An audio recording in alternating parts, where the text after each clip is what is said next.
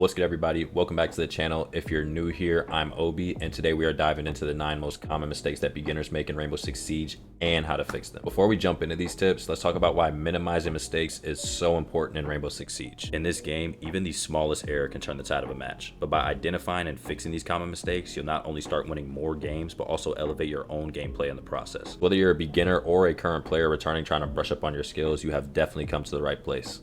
Let's get into it. To start this video off, we're actually going to talk about overpeaking. Rainbow Six Siege is a tactical game where man advantage means everything. Many new players tend to get one kill and start to chase more kills like they're in a Call of Duty montage, and in turn give up man advantage for their team. This is a game where rounds can easily be lost simply by being outnumbered. So if there's 30 seconds left and the enemy has to walk inside and plant the bomb, it's probably best for you not to peek. The best way to get better at this is having the mindset of always playing for the objective and not for the scoreboard or kills. Let's move on to the next topic, which involves players being either too passive or way too aggressive. Rainbow Six Siege is a push-pull type of game, and similar to what I said in the last tip, being aggressive can sometimes come back to bite you in the end. If you or your teammates get a few kills, make sure you guys reset and stop what you're doing and then think about what the next best plan of action is. If you're down in man count or an enemy's trying to collapse on site, it's probably best for you to get aggressive as a defender. And if you're up in numbers and there's little time left, it's probably best for you to wait for the opponents to walk in sight so that you can win the round. This leads us to our next mistake for beginners that they make all the time, and it's actually doing nothing. This game has a plethora of operators on attack and defense that have different abilities and gadgets that can contribute to helping your team winning the round. Which means if you're a player who likes to sit on the roof the whole game, bait on a rappel, or sit in a corner the whole game, you are not helping your team, and it's going to be very difficult for you to rank up. If you find yourself in a round doing nothing, ask your teammates what they could use help on, or think strategically how you can use your gadgets or abilities to affect the round in a positive way. The next mistake we're going to cover is bad positioning. Lots of players will do things like stand in the middle of doorways or rooms and then will be confused as to why they're losing gunfights. You want to always expose yourself to the least amount of angles possible when moving around the map or fighting enemies. Experience actually is the best teacher for this, but if you want some hands-on training, I want you to go to map training, go to settings, turn the targets on aggressive, and when the game loads up, hit tab and turn on ping and try to move around and kill all the enemies on the map without getting shot by another. Doing this will equip you with the mindset of always problem solving to protect your body and improve your positioning in the process. Moving on to a topic that's not talked about enough, and it's post plants. Naturally, a lot of new players and beginners are really shaky and anxious when it comes to playing a post plant. If you or your team plant the bomb on attack, your goal should always be getting the defender to get on the bomb. Once the defender gets on the bomb and starts defusing, now you can play cat and mouse and bait them into getting off and making a decision between going to kill you 100% or defusing the bomb. If you're on defense, your goal is to kill the attackers, which means getting aggressive quickly or baiting out a defuse. Post plants are one of those things where experience is the best teacher, so don't get too upset or be too hard on yourself if you're losing a lot of post plants as you're working on this. Practice always makes perfect. The next common mistake on this list is creating zero map pressure. Because Siege is a strategic game, creating map pressure so defenders don't have the entire map to work with is crucial for winning games. Opening walls, hatches, windows, taking map space, and making vert to push defenders to the back of site are all extremely important for a round. Make sure you're always thinking strategically during rounds about how you can put pressure on the defender so they can't just sit in a corner and wait for you to come plant. This next one is very important, and it's operator selection. Rainbow Six Siege has dozens of operators on each side that all have different abilities and gadgets. Competitively, when talking different maps and individual sites, there actually are operators that are better than others and can give you a higher chance of winning a round. A quick example would be not bringing a hard breach operator on a map where you have to open the wall and your teammate brings EMPs. These things are super important, and you guys should always make sure you have all your bases covered when it comes to team composition. Next is one of the biggest mistakes we're going to talk about in this video, and it's drone usage. I see so often where inexperienced players will leave their drones in spawn, drive them into the building just for them to get shot, or just simply keep them in their pocket. The worst thing you can do is die to an enemy who you could have potentially killed if you simply would have just used your drone. Make sure you're doing your due diligence by actually using your drone to clear areas and check corners for you and your teammates, or place them in high traffic areas so you can get free kills. Having a drone you can use or it being in a useful spot can sometimes be the difference between you winning or losing a round. Lastly, we're going to talk about time management. As you know, Siege is a super strategic game where a lot of things need to get done, decisions need to be made, and areas need to be cleared in sometimes a short amount of time, especially when you get to the higher ranks. Oftentimes, beginners will spend the whole round trying to open a wall, clear out a roamer, or droning the map and won't have enough time to execute. Make sure your pushes, map clears, and executes are all done in a timely manner and efficiently so that if something messes up or you lose a man in the process, you are still able to have time to win the round. And there you guys have it, 9 common mistakes that beginners make in Rainbow Six Siege. I promise if you guys avoid these mistakes, you will continue to see improvement in your gameplay and in your rank. If you found this video helpful at all, make sure you like, comment, and subscribe, and hit that notification bell so you guys can keep up with my videos. Thank you guys for watching, and I'll see you in the next one.